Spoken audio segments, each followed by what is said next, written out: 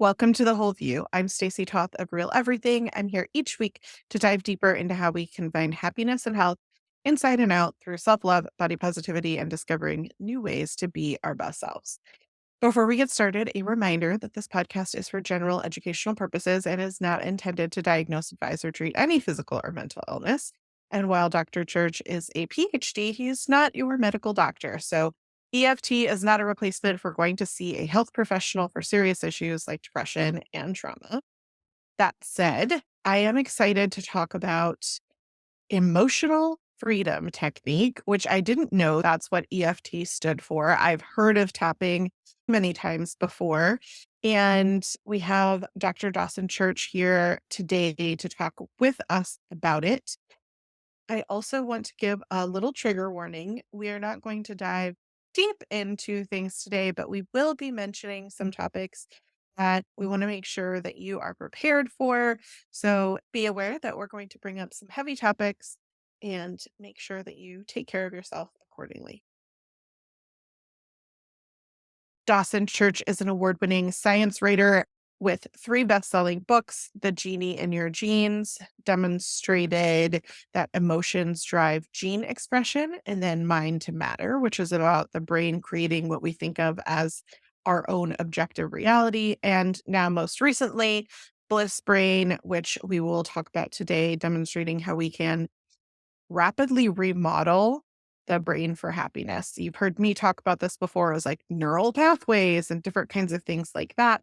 It's really just reshaping how our thought patterns are being expressed. And so I'm excited to talk about his groundbreaking research that has been published in many prestigious scientific journals. Over 100 scientific papers about EFT have been in peer-reviewed medical and psychology journals, and those also include randomized control trials, outcome studies, review articles by investigators from Harvard, Purdue, Stanford, University of Arizona, many other top institutions. So we're talking about legit stuff.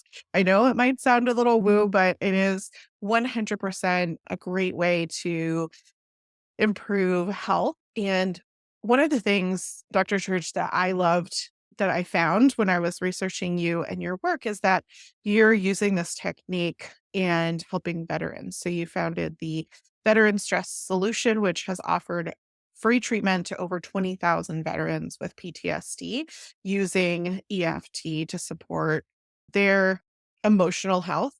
And these breakthrough techniques also work for health and athletic performance. All can be found at EFTuniverse.com, which is one of the most visited alternative healing sites on the web. Also featured in New York Times, Huffington Post, Reuters, Oprah, The Times of London, Larry King, Washington Post, Psychology Today, ABC's The View. I think it goes without saying that we are very grateful for you to be here on The Whole View to share with us today. So welcome, Dr. Church. Can you tell us more about yourself and what brought you to this work? Sure, Stacy. I'm so happy to be here. And like many of us, I came to this from my own personal needs, my own personal story, my own personal journey. And I began as a pretty unhappy human being. I was suicidal and miserable as a teenager. I was raised in a Christian background, fundamentalist church. And by the age of like 7 or 8 or 9, I could tell that the whole religious structure I was being raised in was not very healthy. And so I got very withdrawn. I really didn't want to be with other people. And then at the age of 14 or 15, I was having these really powerful inner experiences and then wound up joining a spiritual community, spending my teenage years, my 20s there, really looking for answers to life's big questions, as well as why I was so unhappy and how to improve it. And so I was in spirituality for a while, and then I realized that most of the people and most of the spiritual groups I knew were as dysfunctional as I was. And so I then said, okay, spirituality isn't hacking it. Let's try psychology. So I enrolled for psychology courses at the local university and began to study all these wonderful psychological methods that have been emerging over the last 100 years. And I found again that most of the people in psychology were there because they were so unhappy. Often they were so depressed, they were so miserable, they were looking for solutions to their own problems. And so I really explored the whole world of personal growth. I was in book publishing as my profession. And eventually I stumbled onto energy psychology around 2000. And what I found was when I was applying techniques like EFT, which you mentioned, emotional freedom techniques, is that problems I had had, Stacy, literally for 20 or 30 or 40 years and I had not been able to make progress on with conventional therapy, suddenly I was able to solve these problems really quickly. And I got happy and happier. I was meditating every day. I was doing EFT regularly, other forms of energy psychology. And I realized that not only was this affecting my psychological and spiritual well-being in an incredibly positive way, that my physical health was really improving as well. And that's what led me to write The Genie in Your Genes. And at that point, there was very little direct evidence for this, but there was a lot of inferential evidence that as our thoughts change, as our emotions change, as we blossom spiritually, as we start to become one with the all it is, and we meditate, if we are having transcendent experiences, it's changing our genes. And so the research now is just full of studies, literally thousands of studies now showing that as I improve my mood, as I improve my outlook, as I improve my sense of inner well-being, it's literally turning genes on and off. And so we now have a lot of research showing that EFT affects our bodies neurologically. We know that all of these positive self-help techniques, the best of them, can affect gene expression. In one study, EFT affected 72 genes. It upregulated genes to do with cell metabolism, to do with anti-aging, to do with cancer suppression, to do with immunity. So the potential we now have for shifting not just our inner world, but our outer world with these techniques is just awesome. And I think this is the future of medicine and psychology. One of the things that I read in your book is the story of the woman in 1952 who found serotonin and dissolved this idea that our brain is separate from our body, physical health wise. It is mind blowing to me. That was not that long ago, like 1952. That's a lot of those people are still alive today, right? Like that generationally, the thought process that we have about gene expression and the things that we're feeling in our bodies, right? Like our physical health is and can be linked to our brain and our emotional health and wellness. So I'm happy to be taking this bridge in my own journey towards improving health and wellness, but I also think that it could help a lot of people who are still struggling with some of the things that you're talking about, autoimmune disorders. We have a lot of people who listen to the show with autoimmune disorders, and it doesn't help that for so long, doctors don't help or know how to help or gaslight into saying it's not a real problem. It's either you're just anxious about it or you just need to lose weight or all these things that people are told instead of this is a legitimate problem. Here are some options to solve it. So I'm excited to get into that, but I think one of the first things that we need to do is to define what EFT is. You used the term energy psychology, and when I was researching, I was like, that sounds like one of the most woo things I've ever heard. But it's an actual thing, and it simply means focusing on the relationship between the bioengineering systems, the neuro and the electro um, physiological processes and the mental functions involving thoughts, emotion, sensation, behavior. Essentially, like we're talking about all of these things are related. And I think the easiest example that I give people is if you're uncomfortable public speaking before you do that, oftentimes we feel physically sick. Right. Like we have a stomach ache and we don't feel good because our anxiety, a feeling, an emotion that we're having is physically affecting us. And there's a lot of things that can happen over time, chronic in our life, where we hold stress in our bodies and it can affect us negatively. But I would love if you could talk a little more about what exactly some of those things are. So, for example, other things that fall into this category are like cognitive behavioral therapies, CBT, exposure therapy, right? Like if someone's afraid of heights, Hmm. doing something up high might help them. All of these kinds of things would fall into that energy psychology category, as far as I understand it. Is that correct? Yeah, energy psychology uses techniques from conventional psychology like exposure. And exposure is remembering the bad things or the things we fear and really facing them. And what research has shown is that you have to light up these neural pathways around those negative events or those things you fear in the future, either the past or the future. You have to actually activate those channels of the brain.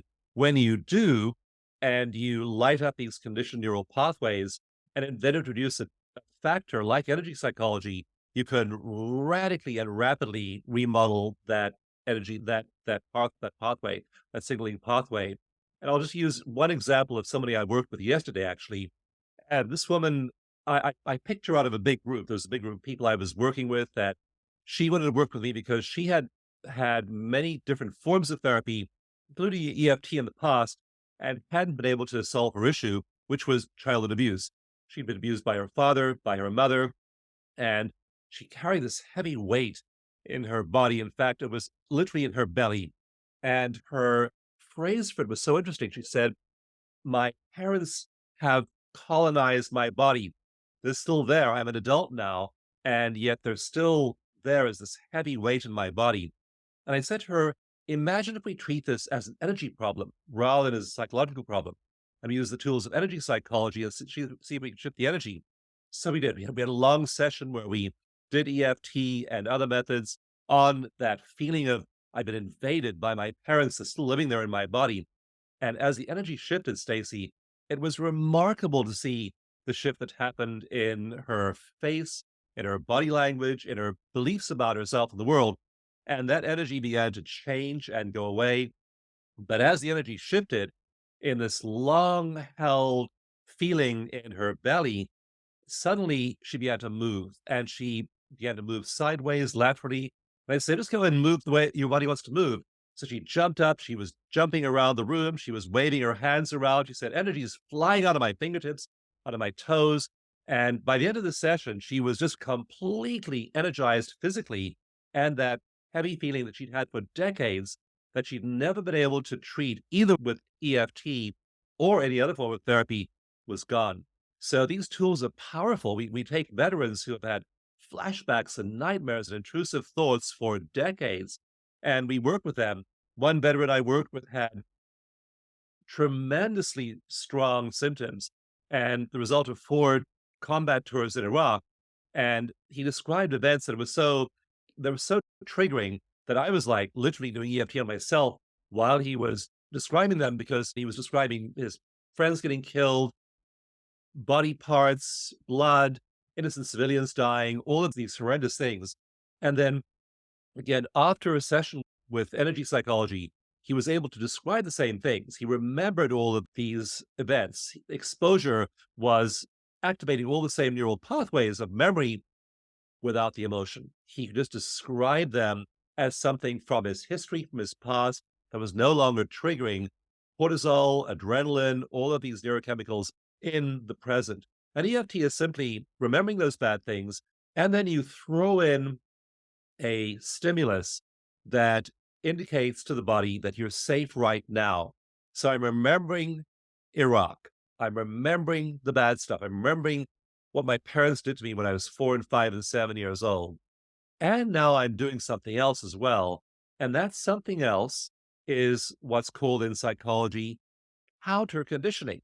So I had this strongly conditioned response of remembering my parents colonizing my body and going into fight or flight. That's a strongly conditioned response. I'm lighting up these neural pathways.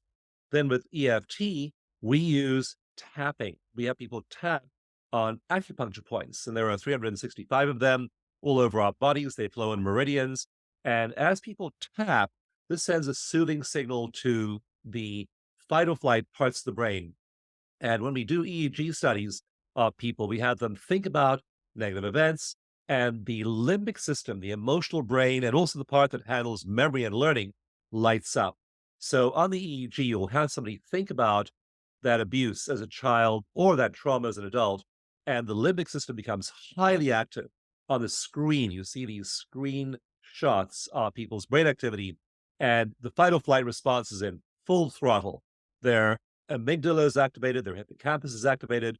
That's sending signals of stress throughout their bodies, telling their adrenals to produce lots of cortisol, lots of adrenaline. And so now they're thinking about the thing and they're going into fight or flight. We tap with them on these acupuncture points, introducing the safety signal. And when the body gets the soothing physical signal, simply stimulating these acupuncture meridian points, when the body pairs that signal with that feared memory or feared stimulus, it realizes that stimulus is in the past because in the present you're tapping. In the present, you're getting the safety signal. And so the body says, oh, that abuse when I was 5 years old does not mean that it's happening right now. That was in the past. So it now relegates that to memory. I now understand that's a past thread, which I survived. And so one woman stood up after a long session I did with her at Omega Institute, and she stood up and told the whole audience, she said, I went through 15 years of sexual abuse as a child. And she stood up and told the audience that nothing that man could do to me could take away my joy. I was joyful underneath it all. I was joyful before. I'm joyful today. She literally turned her story of abuse into a story of victory. Now, same bad things in the past. Now that means I'm a survivor and I'm thriving and I'm happy and I'm joyful. So she turned it completely around and turned that story of adversity into one of resilience. And so that's what happens when we lose all that emotional tagging, when we introduce these safety signals of tapping while people are processing these negative memories. Yeah, I just want to call out something that you said that I think is really important, which is that we're not ignoring these memories or experiences that we've had and trying to tell ourselves, no, I'm fine. It's fine. To toxic positivity type solution. Instead, it's reprocessing those experiences and saying, I'm on the other side of it. I was safe now. I foster extremely traumatized teenagers, and I have seen in them the need for these types of activities. And so I know how powerful it is in those specifically triggered moments. But I have, in the process of learning that, realized how powerful it is for all of us because we all have experiences that we've survived, whether it was, a dog that got loose and chased you on your way home from school, and now you're not comfortable around dogs, or it could be a variety of so many different things. And it all affects our mental and our physical health, which is where I think this idea that EFT feels like almost a biohacking solution, right? It's like it somehow is able to bridge physical wellness and mental health in a way that where oftentimes I find physical wellness culture can be harmful to our emotional well-being and in pushing those things aside or in creating other type of behaviors like orthorexia and eating disorders by going one extreme or the other. What I find interesting about this technique is it's really like sitting in your truth and then telling yourself, I'm safe. I can be joyful. I can thrive. I can do these things. That's in the past. Can we give a little more color to the field of brain work? So I think specifically the idea of neuroplasticity is one that not everybody might be familiar with, right? So we're talking specifically about EFT, but I think when you say neural pathways and all of these different kinds of things that we're talking about, what are some of the benefits you've seen in doing a variety of these techniques, both in, I know you've talked about the emotional piece of it, but in some of the physical health from the work that you've done, if you could share a little more kind of broadly about some of that. Emotional, spiritual health is physical health. The two are totally linked. And 30, 40, 50 years ago, people were saying, is there a mind body connection? Now we realize that the distinction between mind and body is an artificial one.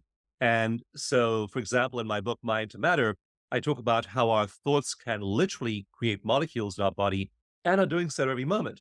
The second I have a stressful thought about either the past or the future, my body responds to that thought.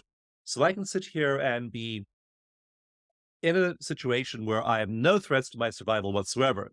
Like looking out the window now, I'm seeing a beautiful garden, I have a very nice office. And so everything around me is just fine. There's no threat to my survival. I can think myself into a panic attack just by thought alone. And that panic attack and those thoughts are sending signals to my body of danger, and my body responds by producing molecules. So I'm literally producing molecules by thought. And the main one I focus on in research, because it's easiest to measure, is cortisol. We've done numerous clinical trials now of cortisol levels. And when people think stressful thoughts, their cortisol goes up. Cortisol is a master hormone that affects a whole chain of downstream genes and other hormones and produces all these changes in the body. And if you have high cortisol, over time, it produces incredibly negative impacts in the body, including loss of neurons in the memory and learning centers of the brain. It produces things like reduced cell metabolism. It reduces various processes that lead to bone degeneration, muscle degeneration, degeneration. All of these things are the result of high cortisol. In veterans, for example, who are stressed and then have PTSD and don't get relief for years and years, the memory and learning centers in the brain literally calcify. We have calcium, like on our teeth and our bones. Our calcium starts to form in our brains, and we become a bonehead. We literally have these calcium deposits in our memory and learning centers. And so this results in enormous both cognitive deficits and also physical health impacts. And so when you were able to release all of that trauma, when you're able to tap, and again, we worked with over 20,000 veterans at our Veteran Stress Solution. We've done numerous clinical trials, numerous randomized controlled trials. We are accepted in the Veterans Administration as safe therapy. And when we work with people in this way, we find dramatic shifts in their body. In one study I did, we had people focus on tapping and releasing traumatic memories for an hour. After the hour, when they were compared to a group getting talk therapy, their anxiety and depression, the mental part of the process, had dropped more than twice as much in the EFT group as it dropped in the talk therapy group. So, big drop in anxiety and depression. Their cortisol level in 1 hour plunged. And so now their cortisol's going way, way down. And when that happens, it's like a teeter-totter, a seesaw, that cortisol drops. And the main thing that rises, there's a whole bunch of different things happen in the body, but the main hormone that rises when cortisol goes down is DHEA. And DHEA is our main cell rejuvenation, our main youthening hormone. And so people who are stressed have high cortisol, low DHEA, they age quickly. The reverse happens when people tap, their DHEA rises as the cortisol drops. So we are literally creating cortisol molecules in our body or DHEA molecules purely by the quality of our thoughts and emotions. And so I tell people, if you want to biohack, man, this is it. If you want to do anti-aging stuff, just focus up here. If I were given a choice between eating like at McDonald's every single meal for the rest of my life and thinking positively versus thinking negatively and having the most superb nutrition, macronutrition, and micronutrition options possible, I'd pick the positive thought in McDonald's. You'd be way healthier because you're making all of these positive neurochemicals in your body. We don't have that choice in reality. We can eat both, eat well, and support ourselves nutritionally, and think positively and release trauma. But it's just magical to see how people, when they release their childhood trauma, their adult trauma, the potential that flows in their lives, they start doing things that they had talked themselves out of before. Spiritually, they blossom. They start to move into transcendent states. So I'm doing a whole new research cycle now on self-transcendence. What happens when you are meditating and reaching these pinnacles of spiritual and emotional experience that are described by Rumi and by Patanjali and all these other masters. And again, this is triggering all kinds of positive biochemical changes in your body. So the whole idea that there's a mind over here and a body over here and the two don't talk much, is incorrect. They're completely intertwined. And the best thing you can do for your body is to change your mind. I found a study from 2023, so just March of this year, and you're mentioned in it, so I'm sure you're familiar with the study, but it talked beyond just some of the things that you mentioned, also about the physiological benefits that I wanna, like, call out specifically. So, you did a fantastic job of talking about cortisol. I've mentioned on the show before how impactful that is to our physical health. I quit coffee, I think almost 2 years now, because I had high cortisol, and after 3 months of quitting coffee, my cortisol was finally regulated for the first time in my life. But I also had a lot of memories, traumatic type feelings, events, things that I was holding in my body that I have also worked on the last couple of years that I do know have contributed to my overall wellness as well. And some of the things that I was reading about in this study as being shown as effective from EFT techniques are beyond just kind of somatic symptoms, right? Like nervous system type things beyond just depression and anxiety. We also see that people have decreased levels of pain, that we see things like blood pressure, heart rate, endocrine, immune system improvement, as well as anxiety, depression, and all these kinds of things that you were mentioning. And to me, that's huge because so many people were seeing such an increase in diagnosis in a lot of these things, from anxiety and depression post pandemic is the highest it's ever been. And then we also have so many health diagnosis, immune and autoimmune responses that people are experiencing. And if there's something that is accessible, that doesn't cost money, that you can do yourself, that's the other magical thing about this, right? Is that everybody in all walks of life can meditate. Everybody from all walks of life can tap and tell themselves that they're safe. Like, this is incredibly powerful tool that we can take forward to be working on ourselves to feel better. It's not a one-step solution. Like, do not go to the doctor because you have a serious health condition and you're like, "Oh, I'll just tap." That's not what we're saying, but I do think that it's a fantastic contributor to an overall plan, and certainly in those moments where we're feeling extremely stressed and triggered, we know that breathing works the same kind of way, but we're not remapping the brain, right? We're just calming our nervous system that way. This is a technique that kind of could work in tandem with that to retrain our brain to hopefully be less triggered in the future going forward. Um, the other thing that you mentioned that it amazes me how incredible our bodies are. As much as we know about our bodies, like, we don't know anything yet. Like, I wish I could come back in 500 years to know what we find out, because the calcification around memories is a self-protective measure to not remember things that happen that were harmful, that oftentimes traumatic, triggering things, we say we bury them deep. We don't remember, right? But really, it's also physiologically our body is protecting us from these psychological traumatic things. And it like blows my mind how the body adapts to our environment like that. It blows my mind. It does. Our body is, as Bessel van der Kolk says, keeping the score. And our body is carrying a record of every insult, every trauma we've ever experienced. And maybe we don't want to go there and think about it. And that's one of actually rather difficult challenges we face. We train several hundred people every year in EFT, and they get certified in EFT. And what we find is that people tend to want to avoid the bad stuff and not think about it. Makes perfect sense. Who wants to think about that negative experience in your life? And yet, when we're training practitioners to work with clients, we train them to actually encourage clients to think about the bad stuff while they tap. And what happens then is that they think about the bad things, they light up those neural pathways. We introduce this other input of tapping, which calms them down.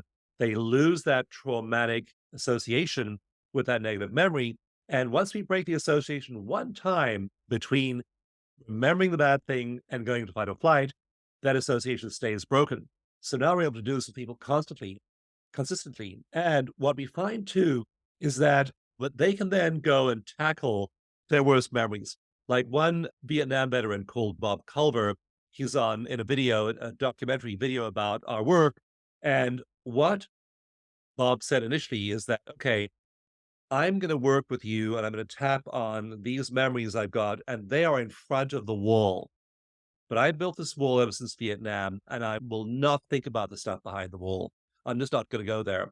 That was on day one of a 4-day group session working with veterans of PTSD. By day three, Bob was going behind the wall and talking about horrendous memories from Vietnam. By day four, he was talking about those same horrendous memories with no emotion at all. He remembered them, he described them, but he'd come to peace with them. And that's the enormous shift that happens. When we work with people, for example, with fibromyalgia, and there's been a lot of research with people with fibromyalgia and other autoimmune diseases like psoriasis, for example. And you mentioned how modern medicine is ineffective with those. And modern medicine was so effective a century ago with infectious disease. So we were able to conquer through sanitation, through labeling, through consistent dosage. We were able to conquer all of these killers of the 19th century, like polio and typhoid and cholera.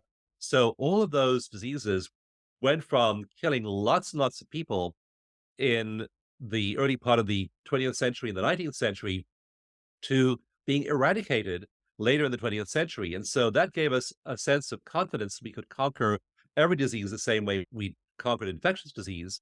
But what's happened is that modern medicine is now bumping up against all kinds of other limitations. And we're finding that those kind of huge, impressive cures aren't happening for fibromyalgia or Alzheimer's or many of the other stress related conditions, diabetes, and so on, that we have today.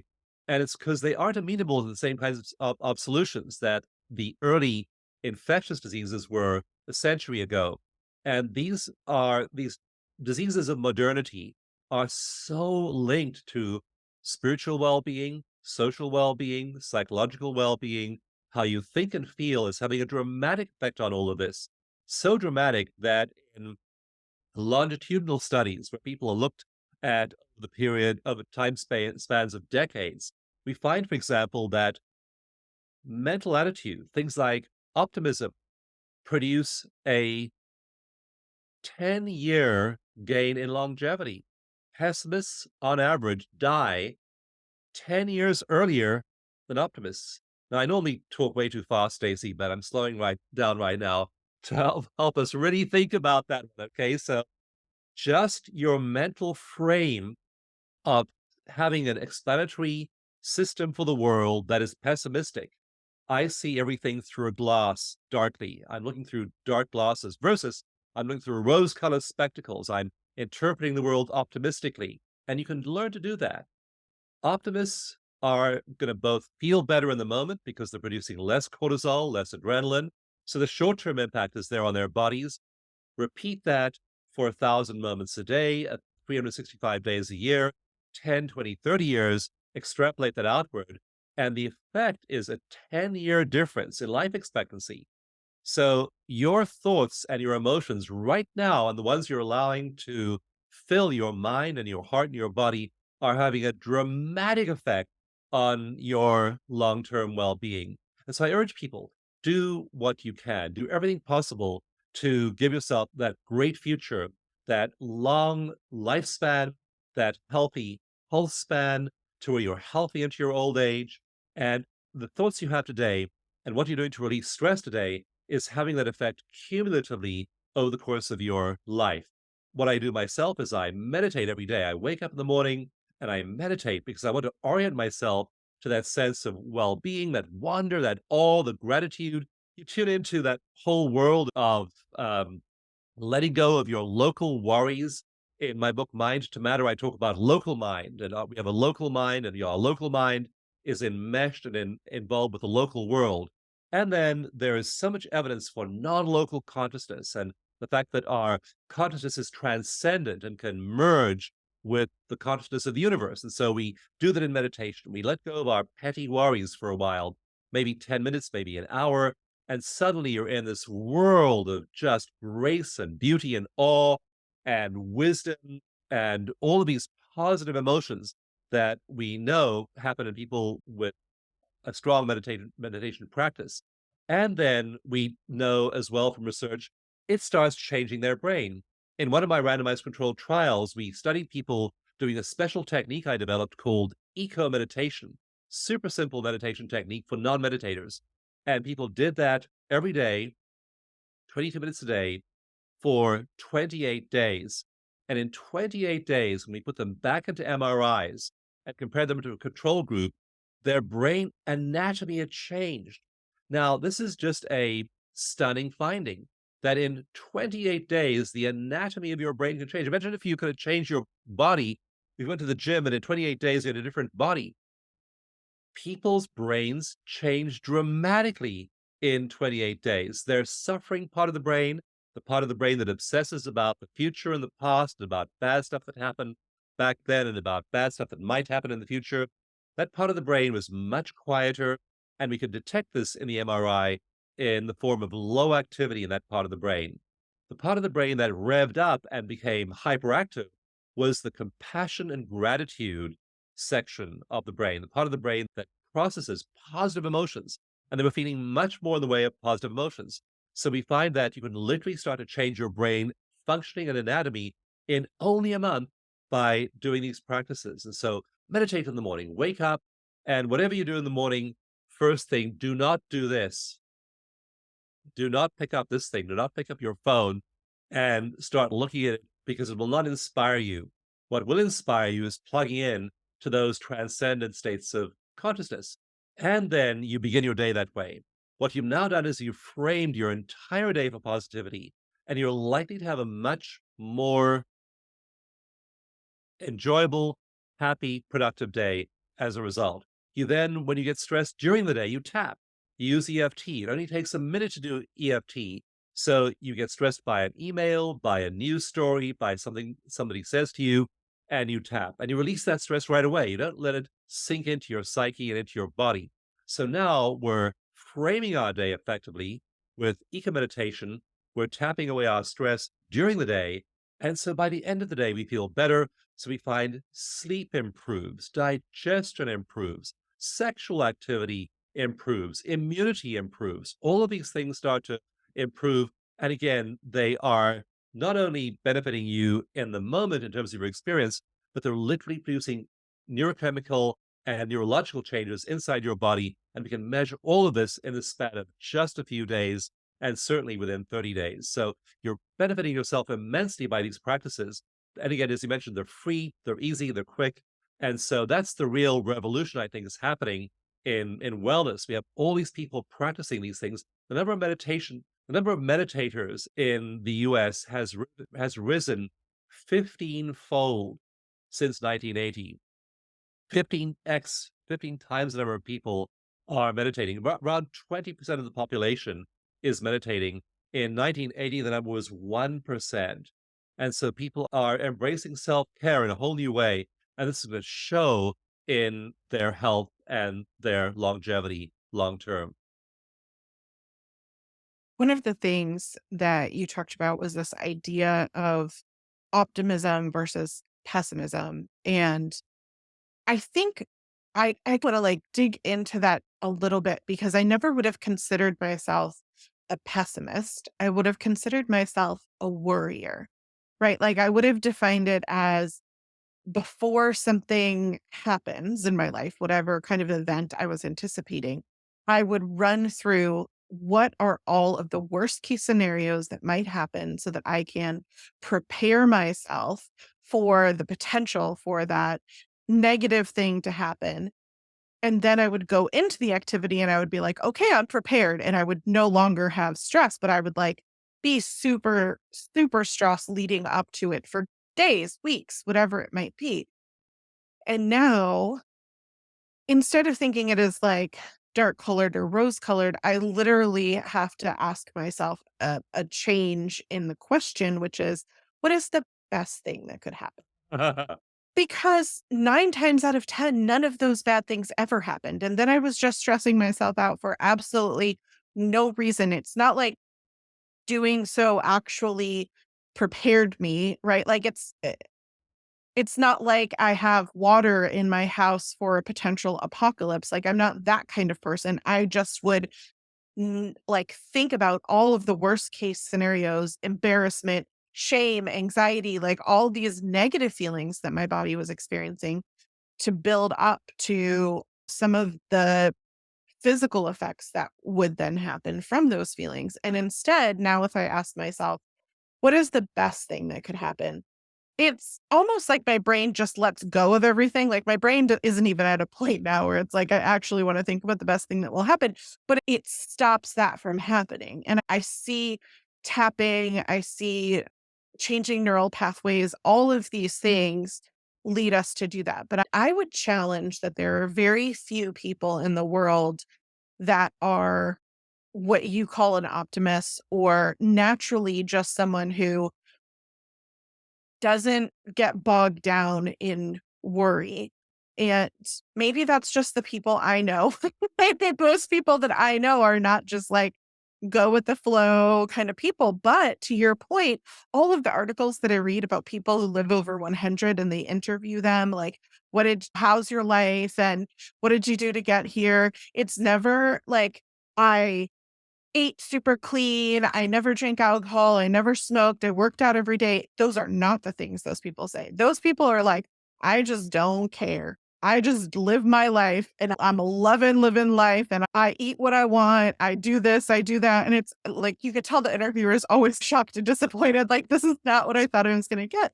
But it speaks to your point of those people are not bogged down in the worry, right? Like, they're not living in that pessimistic state of creating that extra stress in their body, which is causing harm long term. So I thought I would share my own kind of personal experience with this because for years, I knew this, but I didn't really relate it to myself. And I would just be like, no, I wouldn't even have said that I was a worrier. I'd be like, I'm preparing.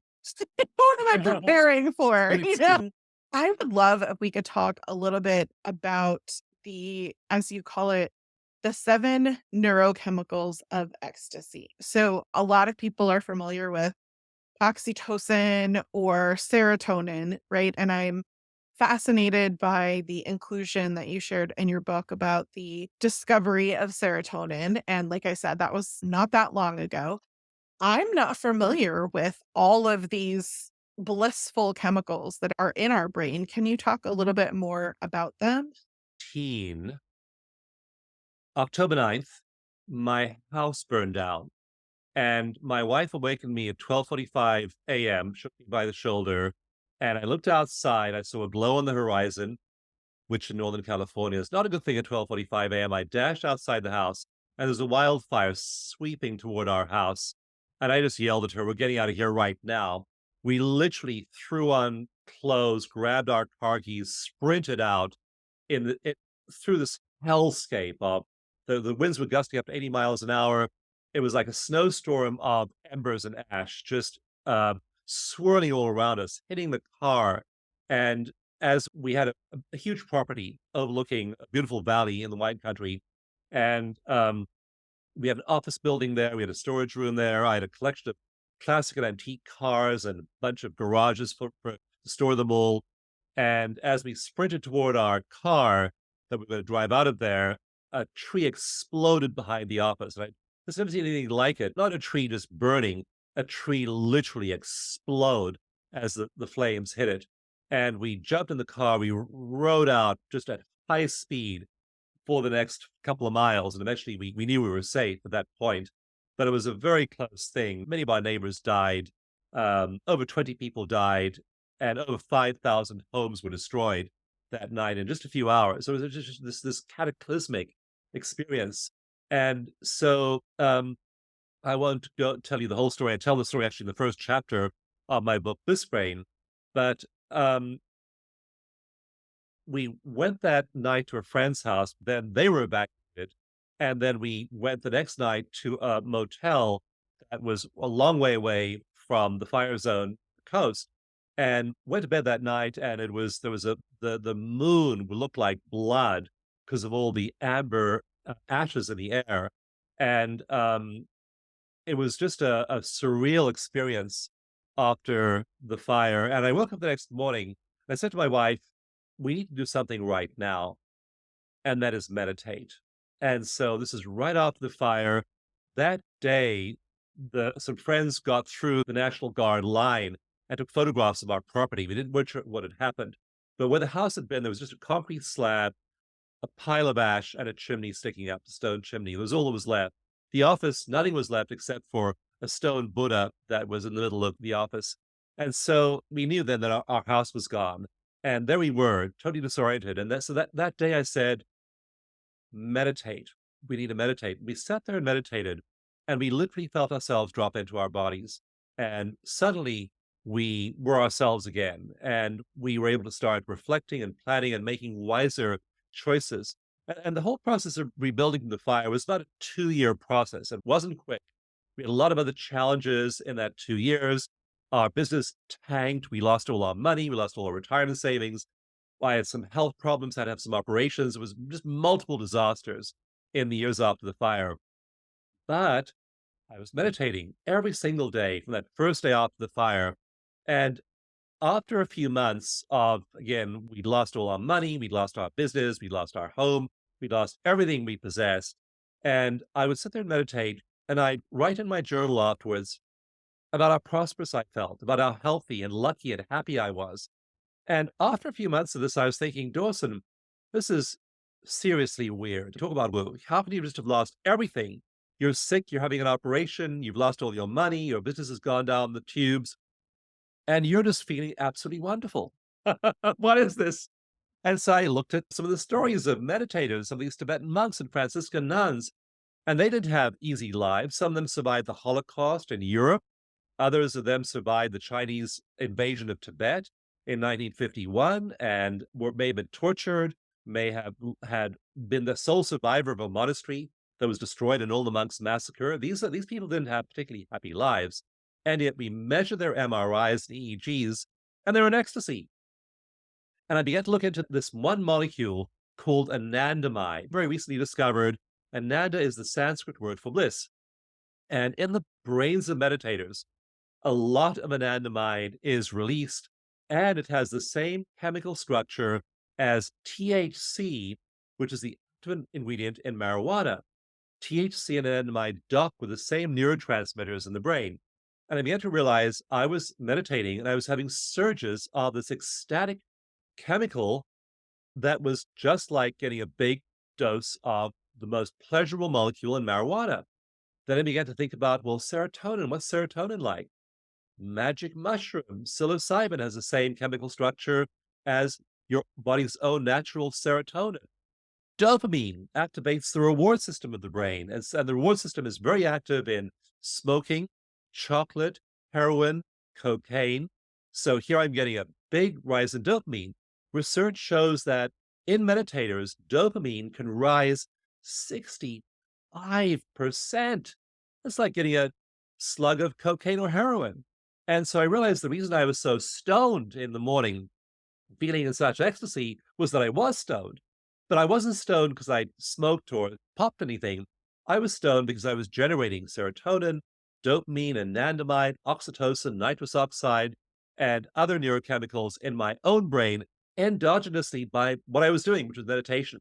So I began to write about this and look into the research, and I thought I need to explain this to people. So I wrote the book Bliss Brain in that year after the fire, when by all logical external reasons, I should have made me feel really depressed and sad and miserable. And instead, I was totally ecstatic after the fire. And in that next year, I wrote the book Bliss Brain. We then began to rebuild our lives. And of course, we were able to bring everything back that we'd lost and far more. So I wrote the book to help explain this to people, which is that we really can generate these ourselves. I read about the research showing that we do generate these neurochemicals. I then thought, I'm going to design a series of 7 meditations, each one of which generates one of those 7 neurochemicals. Because you can generate oxytocin pretty easily. If you just to give yourself, for example, what's called the butterfly hug in energy psychology, putting your hands over your own upper arms and squeezing yourself and hugging yourself and rubbing that area, that starts to produce oxytocin. When you stroke your own face, like you stroke the face of a baby, that starts to produce oxytocin. There's stuff you can do. Certain kinds of meditation, again, are raising dopamine, serotonin, oxytocin. So in my meditations, I then train people to raise them one by one. When dopamine hits, you have a 65% rise in a heroin like neurotransmitter in your brain. You know it. It's like getting hit by a freight train. I mean, it's this morning I meditated and I sat there for a while, entered that bliss brain state, and it's like, wow, this ecstasy hits, and you're literally shaking with bliss. It's so intense. So I've designed these meditations. I've been teaching them now for a few years. Mind Valley has a best-selling course where I train young people. That course is aimed at non-meditating younger people. Other programs like one called Getting into Bliss Brain that I offer for a more general public. But again, the same principle of generating these neurochemicals in your brain. And so you start to feel ecstatic. You start to feel that sense of transcendence. And the other thing about these neurochemicals is they're highly addictive. Once you get used to feeling that bliss of dopamine in your brain every morning, no one needs to remind you to get up and meditate. You don't need to set your alarm clock.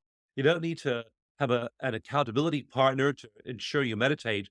You are as motivated to meditate as an addict is to get their next shot of cocaine or heroin. Become an addicted meditator. I talked to one woman, walked into one of my workshops and said, Dawson, I heard about your meditations. I decided I was going to do them for 30 days, every single day without fail.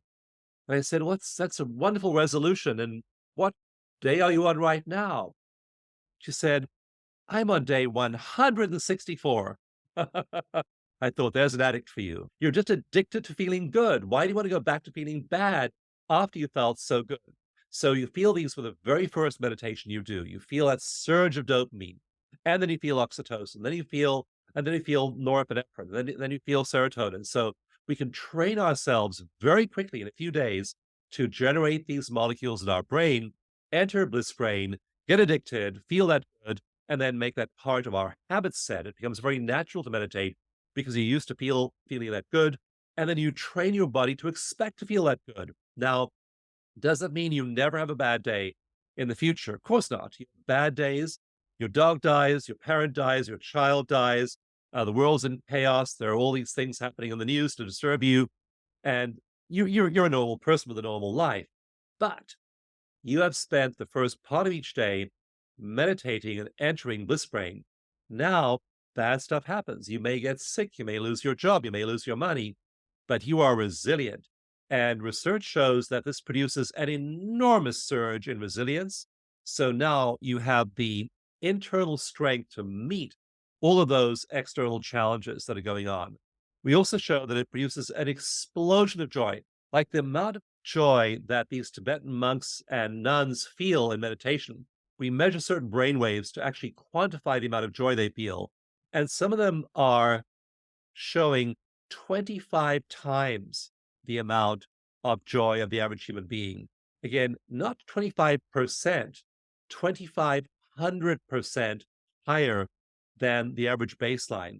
These people are living in ecstasy, even though materially they have nothing. So you start to learn to produce these feelings of joy.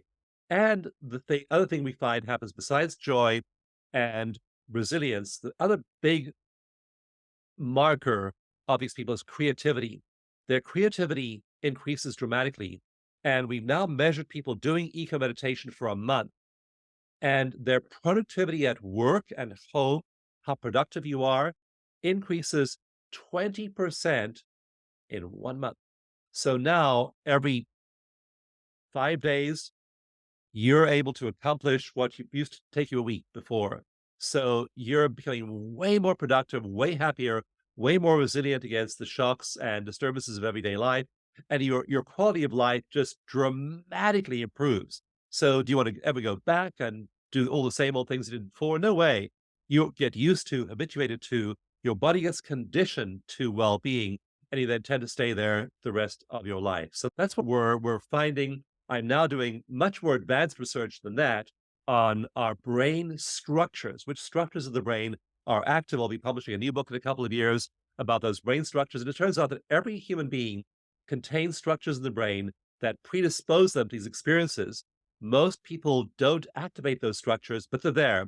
And we all have the capacity to not only generate these neurotransmitters, but also to activate these brain structures. So, um, again, the people who do this are living a dramatically better quality of life, are much healthier, and are likely to live much longer and happier lives.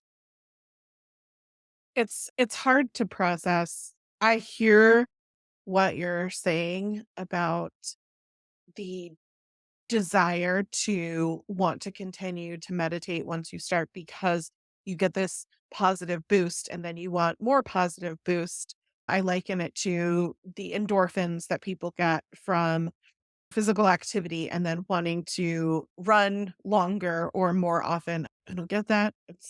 I don't get the same result that I get what it does for some people, but I I lost a brother to addiction from trying to self-medicate from mental health challenges, and it's hard to hear, like, well, it can create a positive addiction. So I wanna call out to anyone who might be listening and felt a little, like, uncomfortable with that word or analogy.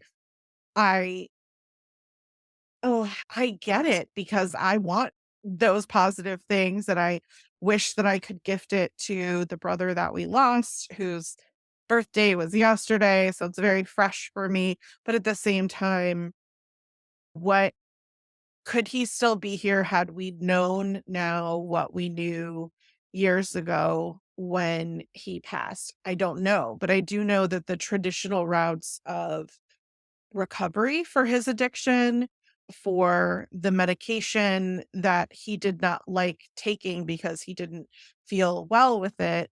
And so he self medicated in other ways. I think, gosh, even just in 5, 10 years, the changes and growth that we've had as a society, as a community, in terms of our understanding of mental well being, of our compassion for it, of the progress that has been made and the research and support going into it, it's very different. And so, if nothing else, in his honor, I like to focus on these things to potentially help someone else in not having that same negative effect and hoping that the traumatized youth that we foster who have attempted suicide or these kinds of things are now in a better place because of the support that they're getting, that we're doing, that we as a collective community are also doing. Like, it's not just about one person. Like, you can do the work, I can do the work, but if community doesn't have compassion for people who are working on these things or who have been through trauma, then it it can neutralize and create this negativity towards what people are trying to do and grow.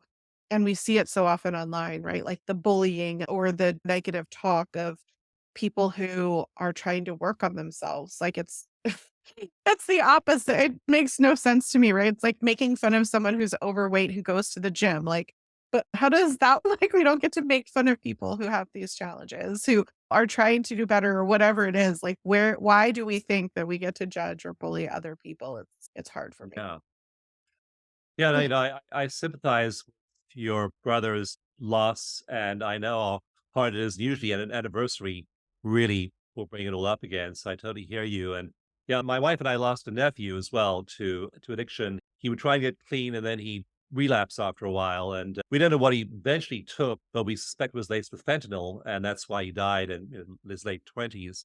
His mother just found his body one day, and it was this story is told over and over again, and yet his name was Dylan, and yet I tell myself, Dylan just wanted to feel good. That's why he was taking this stuff, and Dylan didn't know that he could generate these things endogenously. Exogenous is from outside of yourself, endogenous inside the body, and so Dylan was looking for an exogenous fix, an exogenous source to make himself feel better. And of course, if you do smoke weed or if you do take ecstasy or take ayahuasca or psilocybin, any of these things, you do feel better. They produce these pleasurable altered states. What people don't realize and what society has not really begun to educate us about is that the only reason that molecule that you take, like psilocybin, makes you feel good is that your body has a receptor for that molecule already in your brain. That's the only reason that molecule works. There are 100,000 molecules in marijuana. One of them, only one of them, THC, docks with a particular receptor site in your brain. And so, what we don't realize and don't educate people on is that you can learn to generate all of these neurochemicals endogenously. And you can develop practices like certain styles of meditation that will produce that THC like substance, anandamide, that will produce that psilocybin like substance, serotonin, dopamine. You can learn to produce all of these things endogenously. And that's what all of these meditative practices have discovered over the millennia is that you don't need to go outside of yourself to get something to make you feel good. You're able to generate that internally with certain mental and spiritual practices. And we haven't really realized this as a society. We are teaching people you can feel way better and generate all this activity in your body, all this neurochemical activity in your body, purely by your thoughts and emotions and spiritual practices. And so these people are trying to feel good. And that's why they go and use those drugs with all those side effects. You can get the same or very similar effects in your body simply by healthy practices and feel as high. And these are endogenously produced inside your body in safe amounts. You can't overdose on your own serotonin or your own dopamine or your own anandamide.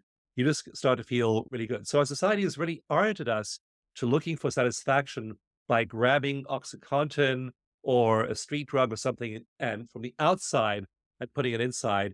We simply don't realize as a society, we generate all those neurochemicals in our body. We just have to learn to unlock them to produce that same pleasurable experience.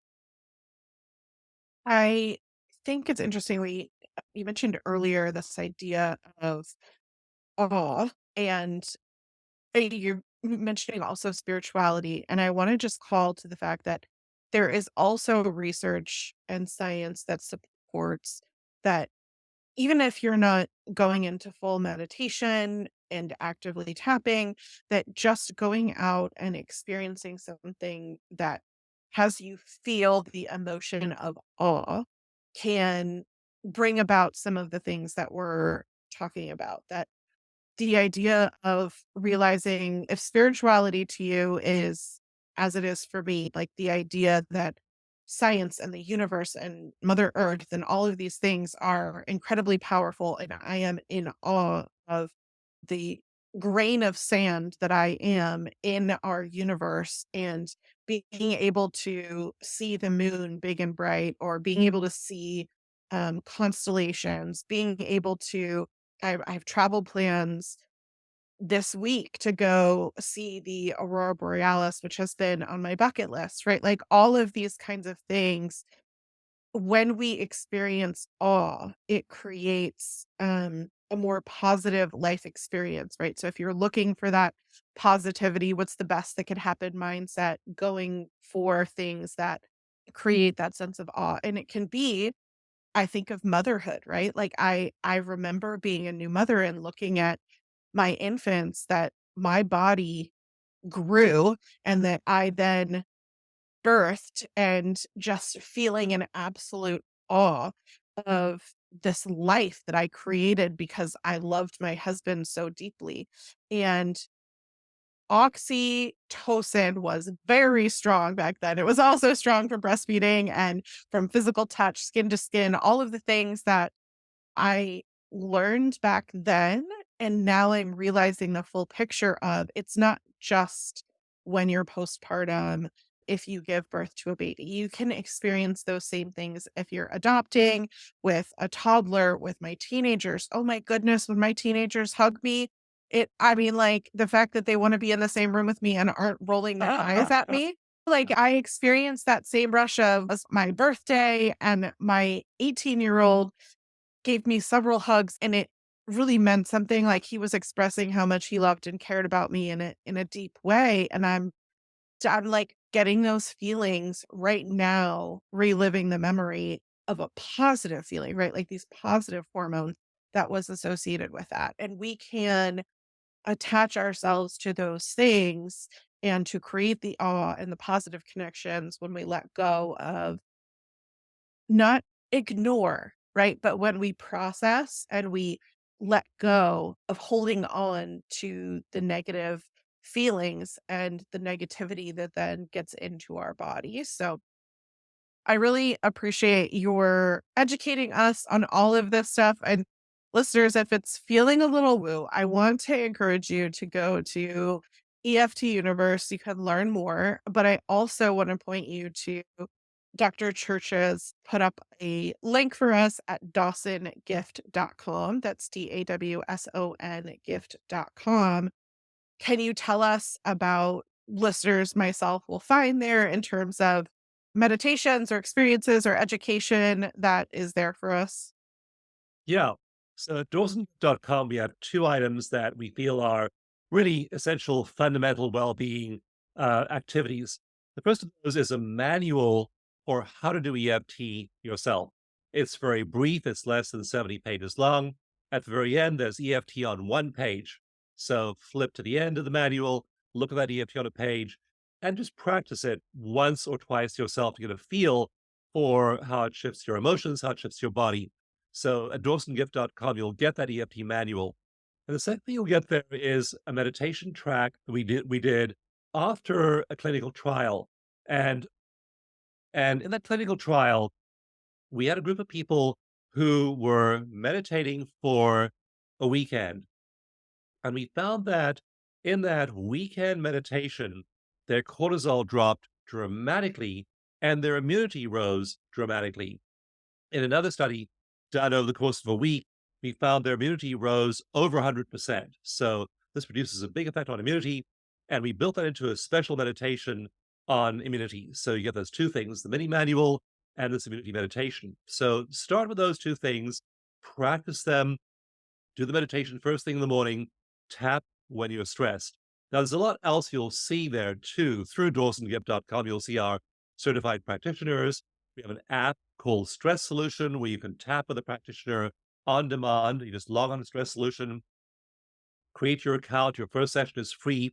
And then when you want to work with a qualified professional, just go on there, find someone who's available, click the link, and right away, you're in a tapping session with them. So there's the practitioner group, there's the app, there's also workshops. We have lots and lots of workshops, in-person workshops, virtual workshops. So you can take a workshop and then really get into depth with EFT. But the first two things, just to start with, are the manual and the meditation.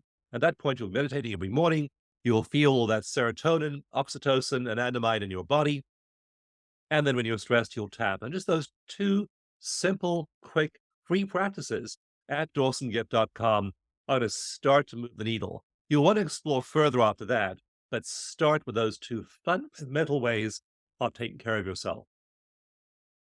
That's great. I'm excited that resource exists. Thank you for sharing it with us. I always like to leave listeners with something positive and actionable that they can walk away with today when they're done listening to the show to go be of service and work on themselves or to help others.